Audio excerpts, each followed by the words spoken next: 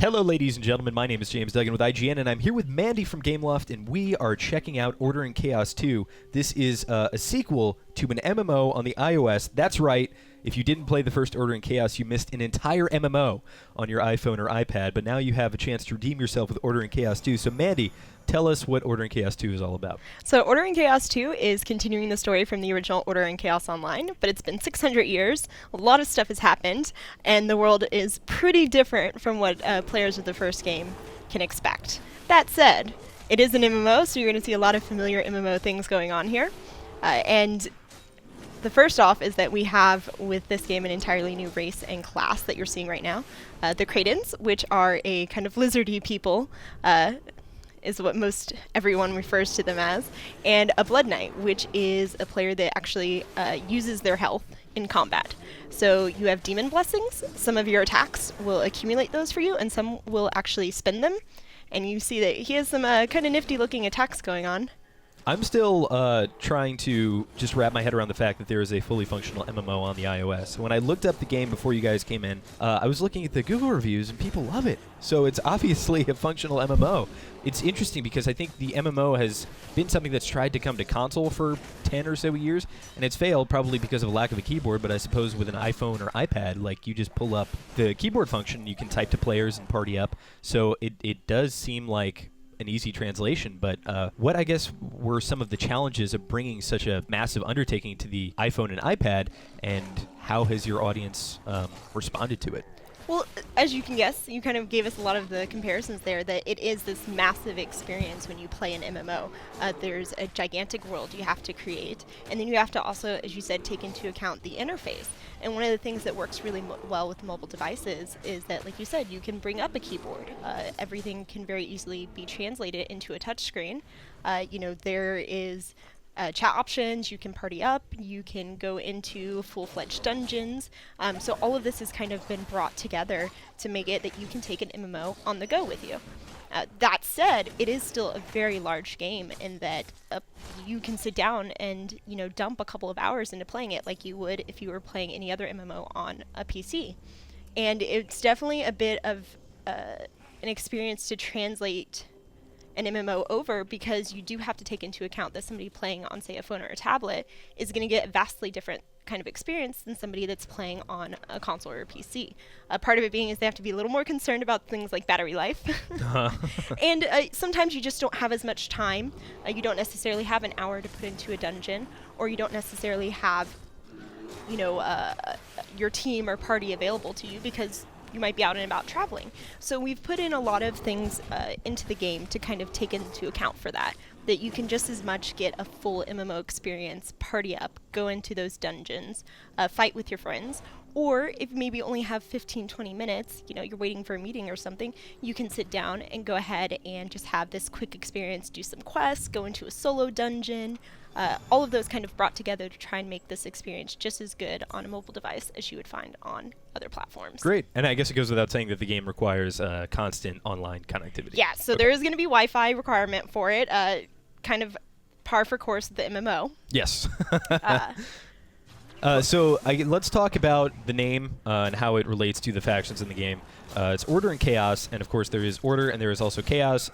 Order consists of I did a little bit of homework, so correct me if I'm wrong here, but human, Mendel, which is kind of a gnome-ish, kind of like a gnome with furry ears. Yeah, they're kind of like short and small and stuff. They're cute. And then there's elves, and then for Chaos there's orcs, Kraton? Kraton, yes. Well Nailed done. it. And undead, correct? Maybe? Yes? That's about the balance. All right. So what you're going to find in the game, so at the end of Order in Chaos Online, for those that have played through that story, you actually find the Primal Heart, which is something that you've kind of been aware of as you played through the first game. And the Order of the Flame Knights destroyed it. They were like, if we destroy this, we will get rid of evil, and we will protect Herodon, which is the world you're in. Unfortunately, things never quite work out the way you expect them to, and they kind of had this cataclysm that happened and sent the world into this madness of change in not just the geography, but of the people and the setup of, how all of the different races interacted. So coming into Order in Chaos 2, you're actually trying to kind of redeem yourself from what happened before. It's been 600 years. The world has vastly changed. And, you know, in this case, you also have things like the Kraden, which were a race that you saw in Order and Chaos Online. They were NPCs. They were people that you were aware of, but you couldn't play as them. They now are much more involved in the world. So a little bit of the lore has changed around all of them as time progresses, as, you know, the existence of the world itself has changed, you know, how they interact and all of that. And so as you progress through the game, you'll actually have the option to opt into factions, and those will play a part in what you can do in the game, but we're not going to give too much more detail on that. Okay.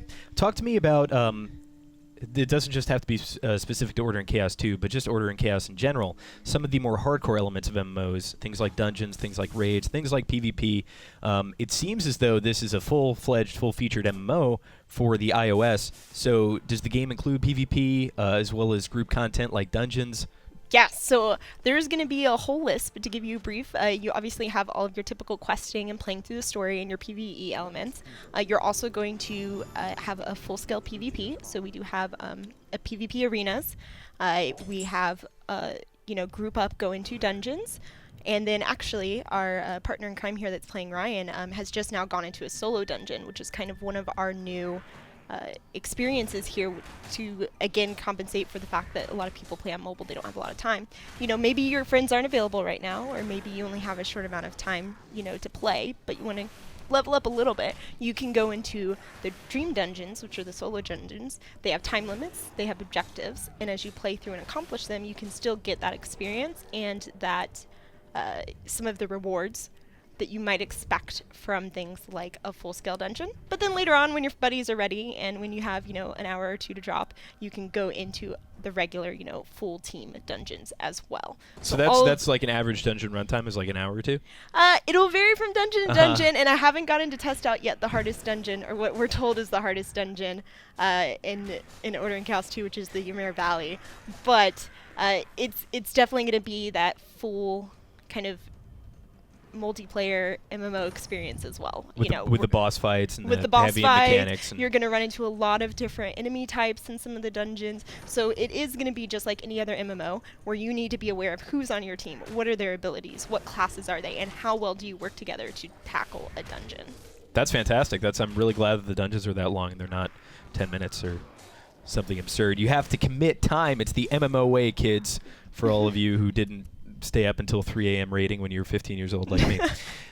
So talk to me about the overworld of the game. Is there an overworld, and if so, how large is it compared to what you would find in kind of a conventional PC MMO? So it is pretty expansive, just in scale of, I'm not sure if I have like an exact example I can compare it to. I don't know the full size in that like ratio. How many kilometers exactly? How many kilometers is this system? world? I'm not sure.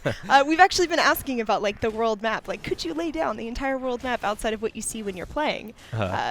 And one of, I guess the thing with it is for a mobile game, we do have some limitations because when you're putting it onto devices, there's a much more limited amount of space than what you would see on maybe a console or a PC. That said, we've tried to create a large, expansive game. We want people to be able to have that, you know, quality MMO experience that comes into exploring and into questing, to being sent to different areas, being able to really go out and, you know, feel like you're encountering different environments, and that each one is going to relate and come into how you play, you know, or the experience that you're having. And I mean, I'm trying to think that what the number of regions we have, but the thing with it is, and that I feel like is probably going to make it a fun for everybody as well, is that we've kind of integrated in, which Ryan was doing earlier, an instant quest system. So we really want to encourage everybody to explore because it's such a large world. Great. Suffice it to say, it is a large world. Yeah, I was going to say, it is your large MMO world. I'm Excellent. Sorry I can't give you square kilometers. No, that is totally fine. So I have two more questions for you. The first of which being, you discussed that there was an ending to Order of Chaos 1, which is something that's a little bit non-conventional for an MMO, as it is kind of an endless, replayable experience. Are there content updates that come out? Or are there content updates that are planned for Order in Chaos 2? Or were there content updates in Order in Chaos 1? Or is it just kind of like the base game is what you were getting that you paid for? No, it was. So it's actually quite interesting for us because the ending per se is just our perception of what the ending is. in preparation for playing through Order and Chaos 2, you kind of have to have a starting point to explain what's going on. Order and Chaos Online is still ongoing. All of these games launch and then continue to get updates. We usually aim for about every 2 to 3 months we're instituting something new, whether it's, adding in, say, a new dungeon or just expanding on what kind of events and things are going on in the world. But that said, Order and Chaos Online is actually still being updated. It's still getting content. So I guess saying it was an ending would be relative. It was the ending that created the beginning. It was an ending to the narrative. Yeah. Okay. So players are still going to be going through that, and they can expect for Order and Chaos 2 to have the exact same thing going on. Great. You will get to see future content. There will be no per se ending for quite a while. And Order and Chaos 2 launches on September 17th. Yes. So it is right around the corner. That's very exciting. What is the price point? I was reading the price point of Order and Chaos 1, and it seemed very reasonable. The price point is that it's going to be free to play. Oh, wow. So this one's totally free to play. Yes, it's going to be completely free to play. So you'll just be able to go and download it straight off the store and, get this experience. We're kind of getting to see a little bit of questing and things going on. So you will have a free to play game. There will be in-app purchases, but they're not a requirement. You can play completely without ever dropping a dime on it if you'd like. Excellent. This is dangerous. I can have an MMO experience from laying in my bed and not even moving any muscles. This is exciting. All right, Mandy, thank you so much for joining me. For all things Order and Chaos, keep it right here on IGN.